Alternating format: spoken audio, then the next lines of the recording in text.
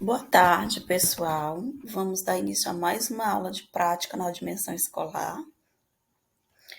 Como nós já falamos, a nossa prática ela começou de uma forma inversa. Primeiro, nós estamos realmente conhecendo a prática, vendo a vivência escolar com os nossos alunos e, paralelo a isso, nós vamos vendo a parte teórica. Vai chegar um momento onde eu vou direcioná-los às escolas que vocês já estão fazendo as práticas, para que vocês respondam um questionário com o diretor, com o supervisor, com o professor, para que a gente possa entender melhor todo o processo educacional. Mas vai demorar ainda um pouquinho para a gente fazer isso. Vamos primeiro encerrar essa parte da vivência escolar que vocês já estão tendo, para que depois a gente faça essa parte mais burocrática de conhecer a parte administrativa, pedagógica da escola. Então, essa prática curricular, que é na dimensão escolar, o curso de vocês ele tem várias práticas. Prática na dimensão político-social, prática na dimensão sala de aula, e essa que nós estamos trabalhando nesse período, que é a prática curricular na dimensão escolar. Então, este item, ele focaliza a escola como espaço de realização das práticas curriculares. Então, é uma disciplina voltada realmente para a prática na escola.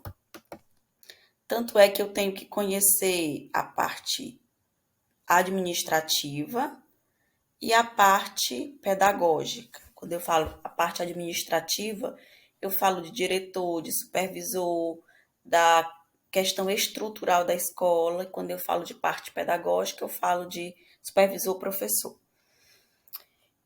Ao colocarmos em destaque a escola como instituição social, queremos demarcá-la como um dos eixos fundamentais que ancoram o processo de ensino-aprendizagem. A aprendizagem ela acontece de diversas formas e em diversos lugares, mas quando nós falamos na educação de uma forma mais formal, nós estamos relacionando a uma educação escolar, onde nós temos regras, onde nós temos leis, nós temos decretos que regulamentam todo esse processo de ensino. Então, a escola, ela tem todo um regimento. Esse regimento ele vai em várias instâncias. Vem a Constituição, vem a LDB, vem os PCNs, vem a BNCC e vem o PPP da escola. Então, a escola, ela tem autonomia para trabalhar, sim. Porém, essa autonomia não pode contrariar o que é dito na Constituição, não pode contrariar o que é dito na LDB, que é a Lei de Diretrizes e Bases, não pode contrariar o que os PCNs direcionam, não pode contrariar a BNCC de forma alguma. Então, a escola ela tem autonomia para desenvolver projetos, para utilizar metodologias, para ver como é mais adequado para esse aluno ter o conhecimento. Porém, essas práticas escolares, elas não podem fugir do que a ementa, do que a matriz curricular ela oferece. Por exemplo, o professor de matemática no sexto ano, ele não pode dar aula do que ele quer.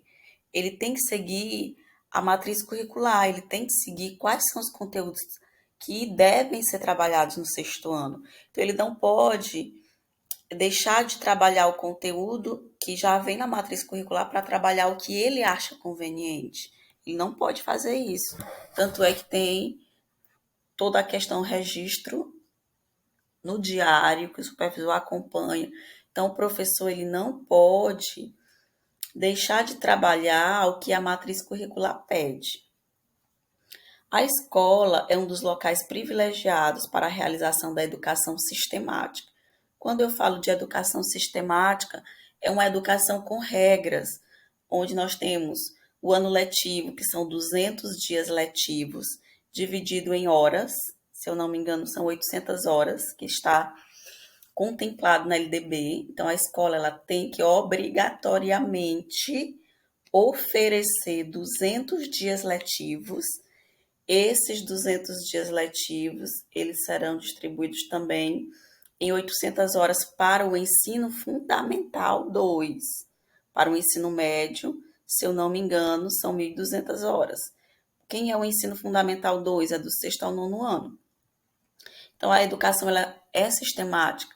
Esses 200 dias letivos é dispensado momentos de avaliação, não está contado aí nesses 200 dias letivos. Então, a educação ela tem todo um sistema dividido em bimestres, tem escola que é dividida em trimestres. Eu trabalhei numa escola onde as avaliações elas aconteciam trimestralmente.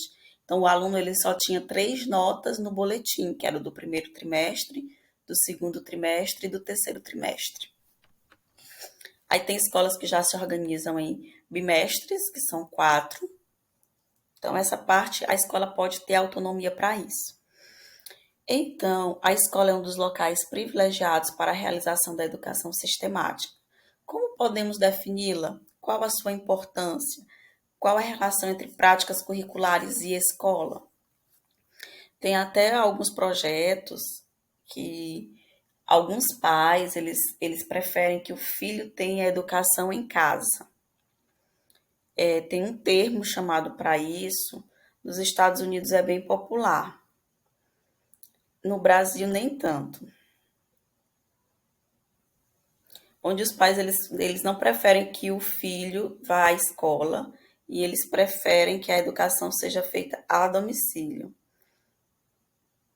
que é chamado de homeschooling, que é a educação em casa. O professor vai e atende o aluno em casa, ele não tem interação com os outros colegas.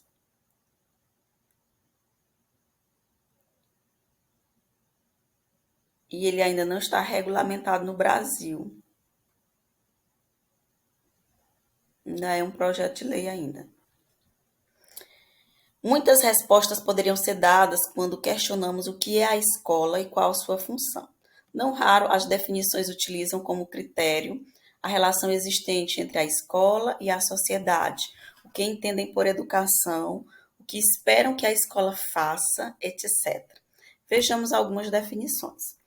Para Ferreira, a escola é o estabelecimento público ou privado onde se ministra sistematicamente o ensino coletivo.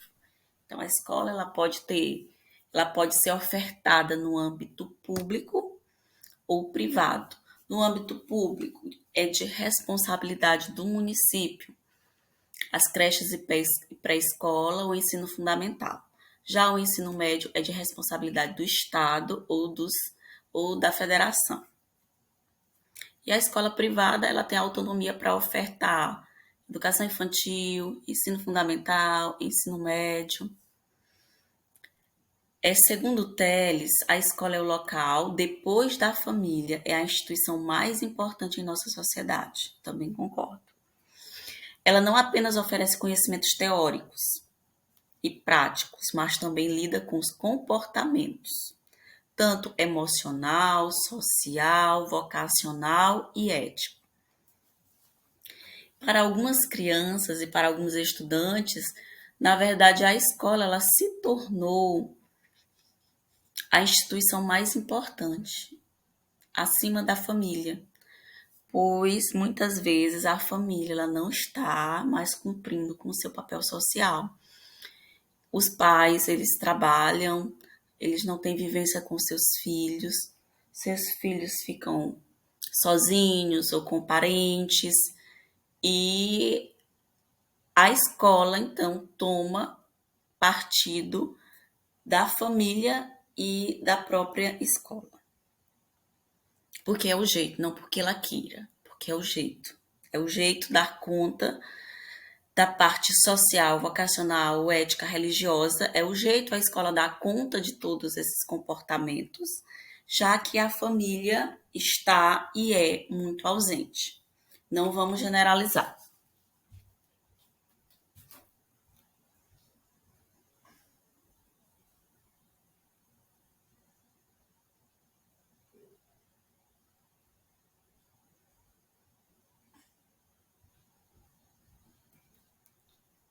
Só pegar uma água, gente.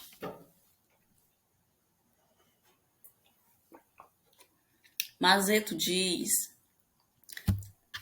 que a escola serve para aprender a ler, escrever, contar, serve para dar educação e disciplinar as crianças e ensinar boas maneiras. É uma instituição que serve para adaptar e integrar crianças e adolescentes à sociedade dos adultos. Existe para alfabetizar as crianças, ensinar matemática e o que for básico e necessário para que os jovens possam vir a trabalhar e exercer uma função.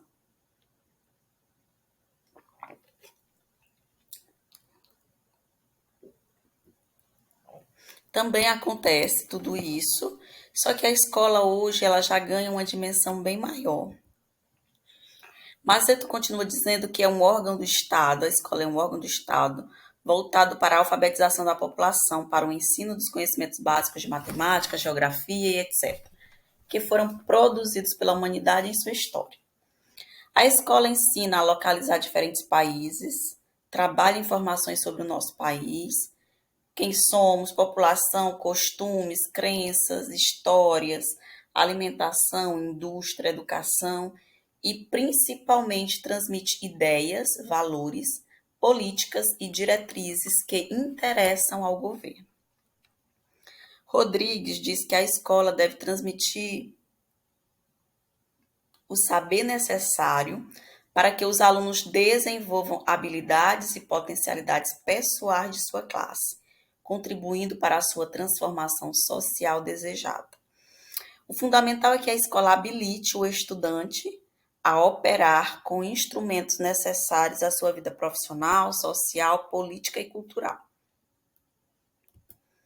Os conceitos e definições que acabamos de falar, eles demonstram claramente que a escola é um espaço de transmissão e sistematização de conhecimentos, que a escola é a via pela qual se conhece a cultura e que por ela se consegue a ascensão e sucesso. Então, principalmente hoje, na nossa realidade, é uma forma até de nós motivarmos os nossos alunos, que somente através da educação é que nós conseguimos ter uma mudança de vida, é que nós conseguimos ter uma ascensão, é que nós conseguimos ter sucesso na nossa vida pessoal, que vai ser reflexo do sucesso da nossa vida profissional, geralmente. Então, eu costumo realmente motivar meus alunos quanto a isso, que sem educação nós não conseguimos realizar os nossos objetivos. Só tem acesso ao conhecimento quem frequenta a escola e os outros espaços sociais de aprendizagem. Por que a ênfase na escola? A escola atualmente satisfaz as exigências sociais? A escola tem dado conta da sua função? A escola tem acompanhado o processo de transformação social? São muitas indagações, algumas sim, como resposta, outras não. A função social e política da escola continua sendo a de formação geral, mediante a qual crianças e jovens podem dominar os conhecimentos científicos, desenvolver suas capacidades e habilidades intelectuais, aprender a pensar, aprender a internalizar valores e atitudes, tudo em função da vida profissional, da vida cidadã, da vida cultural, tudo para ajudar na melhoria das condições de vida e do trabalho e para a construção da sociedade democrática. Então, só tem acesso ao conhecimento quem frequenta a escola? Não, o conhecimento hoje ele está instantâneo, acontece uma coisa, uma informação, uma notícia, todos já têm acesso ao mesmo tempo. Então, conhecimento, ele não é só para quem frequenta a escola. E os outros espaços sociais de aprendizagem, nós temos na igreja, nós temos na família, nós temos nos ambientes culturais. Por que a ênfase na escola? A escola, ela atualmente satisfaz as exigências sociais? Não totalmente, porque a escola também, ela agrega outra função, que é a da família. Então, nós enquanto escolas, nós não conseguimos satisfazer totalmente as exigências da sociedade. A escola tem dado conta de sua função social? Tem escolas que sim, tem escolas que não. Depende muito da realidade, depende muito do contexto que essa escola está inserida, depende muito do público, depende muito da família, depende muito das esferas governamentais. A escola tem acompanhado o processo de transformação social? Em partes, podemos também responder em partes. A transformação social, principalmente a tecnologia, ela nos possibilita e nos exige mudanças muito rápidas, que a escola ela não consegue acompanhar essa transformação global e essa tecnologia avançando rapidamente. Então, dessa forma, a escola ela não tem acompanhado tanto o processo de transformação social. Depois nós vamos debater melhor todas essas interrogações. Falar do papel da escola hoje implica reconhecer as transformações gerais da sociedade, ligadas aos avanços tecnológicos e científicos, a reestruturação produtiva, as mudanças no processo de trabalho, a intensificação dos meios de comunicação, a requalificação profissional. Precisamos questionar os interesses que estão por detrás dos novos sistemas de produção. A quem interessa a sociedade do conhecimento? Mas a escola defronta-se de fato com novas realidades, novas exigências. Para vocês terem uma ideia, fala-se muito de desemprego no Brasil, mas nós temos vagas que não são ocupadas pelos brasileiros por falta de mão de obra qualificada. Então, a escola tem concorrentes poderosos, inclusive quem pretende substituir suas funções, como a mídia, o computador, e até propostas que querem fazer dela meramente um lugar de convivência social. Em face desse contexto, a escola precisa manter aquelas funções nucleares, mas simultaneamente precisa rever seus processos, métodos, as formas de educar, ensinar e aprender. Algo muito interessante que a escola tem vários concorrentes poderosos, inclusive um deles é a mídia. A mídia, hoje, ela é vista como um concorrente, porque enquanto o professor está aqui ministrando a sua aula, o aluno está lá na sua cadeirinha com a mochila em cima e o celular dentro olhando a mídia, as redes sociais. Então, o professor está aqui no quadro, trabalhando uma equação do primeiro grau, e o aluno ele está alheio ao conhecimento que está sendo transmitido aqui. E ele está aqui no Facebook, no WhatsApp, no Instagram. Então, são rivais. A mídia e a escola, elas são concorrentes. Então, tem como eu aproximar esse conteúdo desse aluno utilizando as mídias sociais, onde nós vamos chegar em uma das aulas, trabalhar a tecnologia voltada para a educação. Para que isso aconteça, é preciso que os professores compreendam que a escola não é mais a única agência de transmissão do saber. Na verdade, ela nunca teve sozinha esse papel. Mas hoje é fundamental que os educadores percebam que a educação ocorre em muitos lugares, nos meios de comunicação, nas empresas, na rua, nos clubes, nos movimentos sociais. As próprias cidades vão se transformando em agências educativas. Venho utilizando bastante a expressão escola síntese para explicar minhas posições de hoje sobre a escola. Síntese entre a cultura experienciada que ocorre na comunidade, na cidade, na rua, nas praças, nos pontos de encontro, nos meios de comunicação, na família, no trabalho e aquela cultura formal que a escola representa. É claro que a síntese disso é uma cultura crítica. A democratização de saberes em sentido amplo, requer da escola o provimento das condições cognitivas e afetivas, para que o aluno aprenda a atribuir significados às mensagens e informações vindas daquela cultura experienciada de que falei.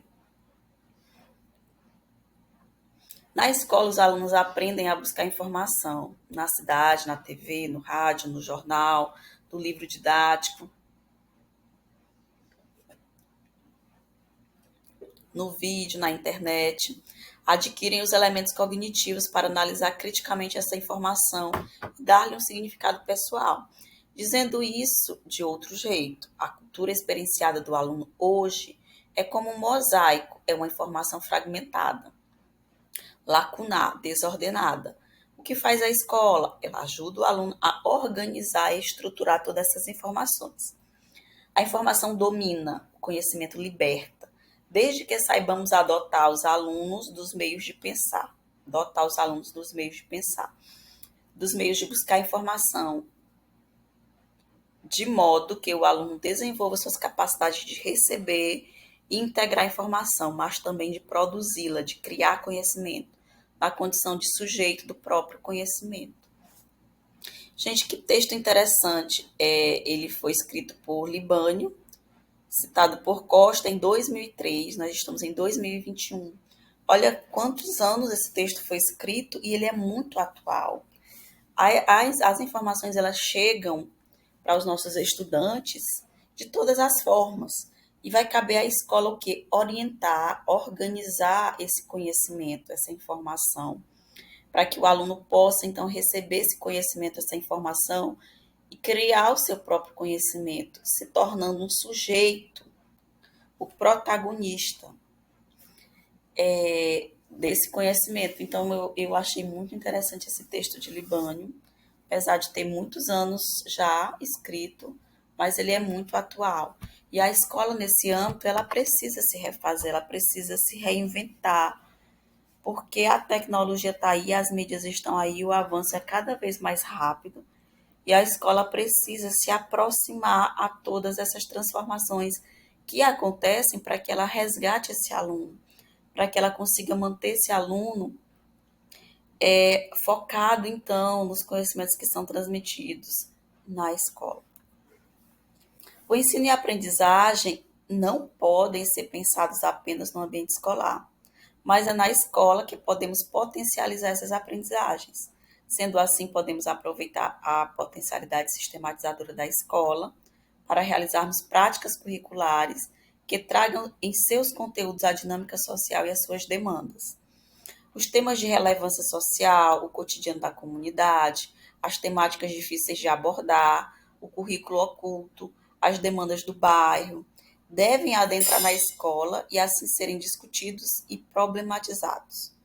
Como diz Libânio, a escola contribui na reformulação e reestruturação dos conteúdos, tornando-os inteligíveis e vivenciáveis.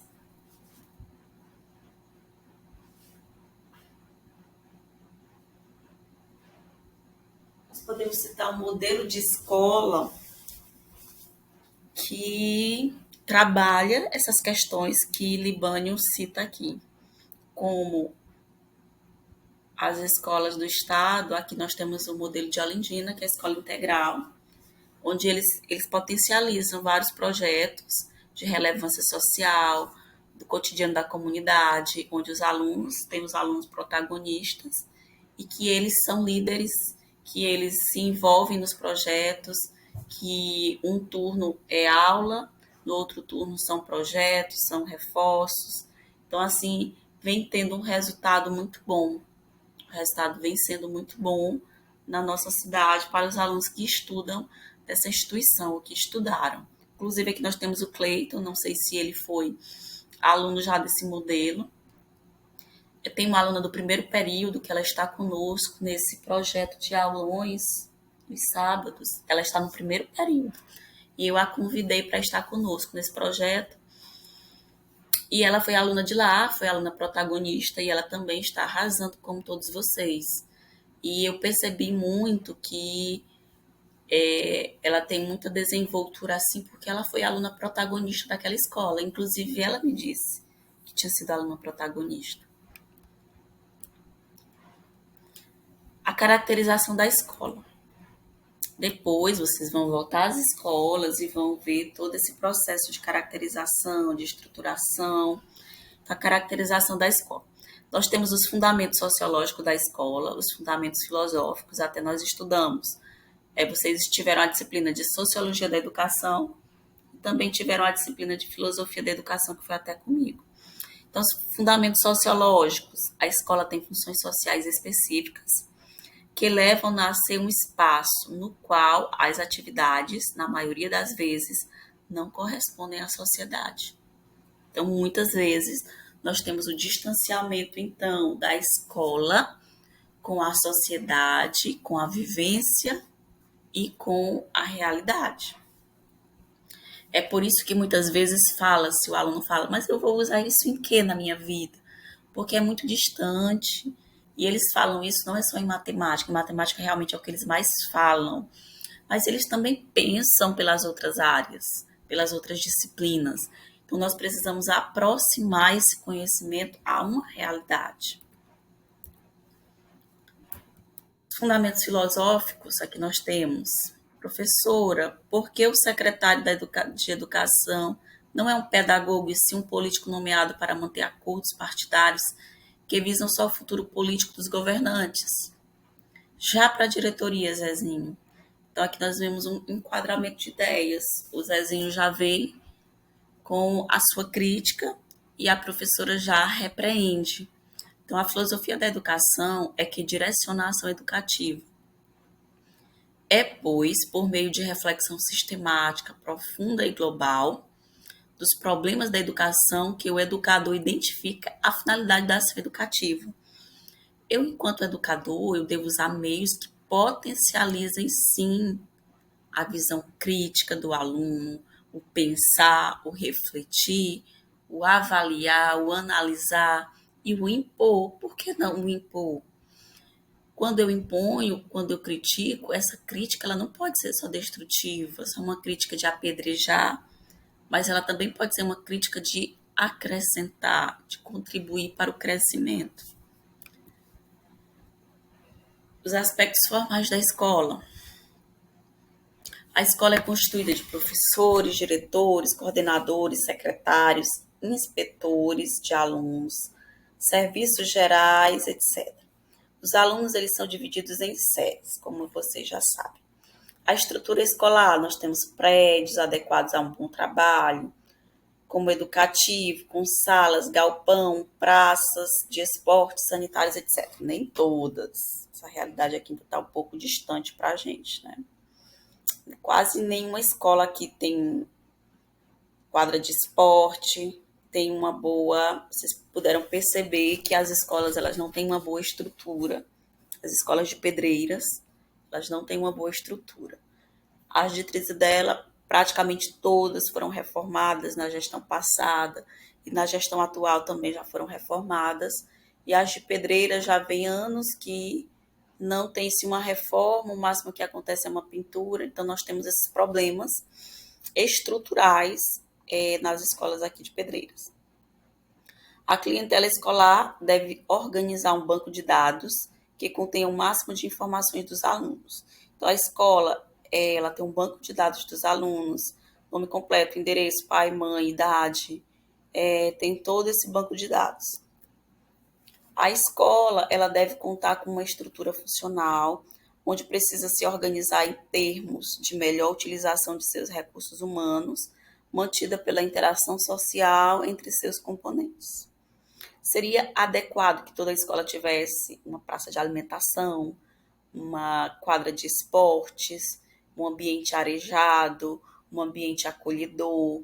Porém, em algumas escolas, em muitas escolas do nosso país, essa realidade ela ainda não existe.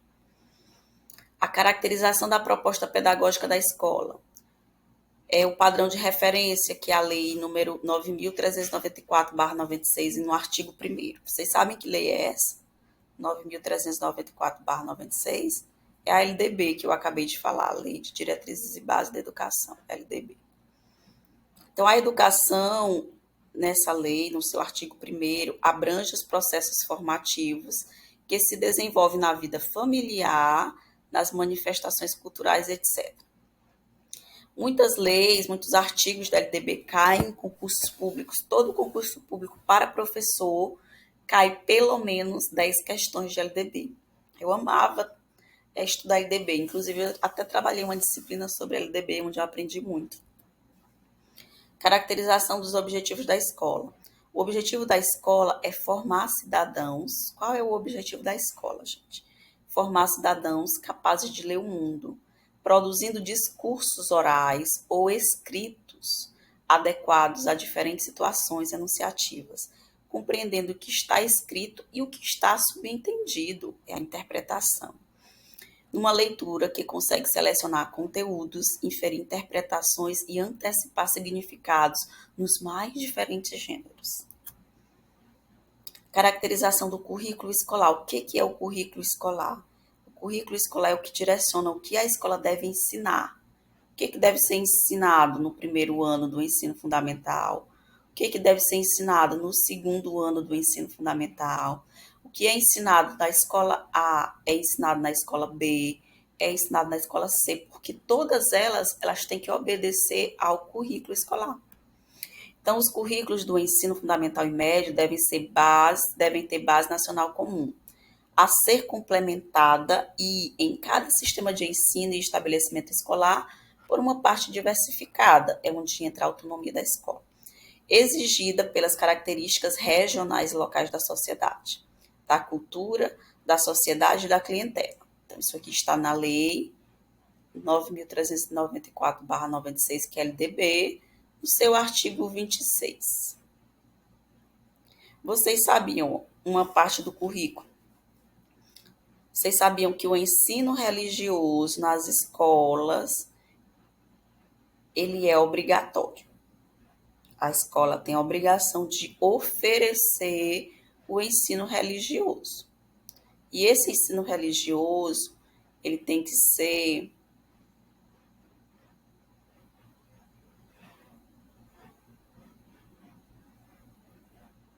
ele não pode ter uma religião específica para ele. O professor ele não pode levar as aulas de ensino religioso apenas para o catolicismo, nem para a parte do protestantismo, nem para a parte do budismo. Então, o ensino religioso, ele não pode tomar partido. Então, a escola ela tem obrigatoriedade de oferecer o ensino religioso. Porém, é facultativo para o aluno. O aluno estuda se quiser, mas o aluno não sabe disso.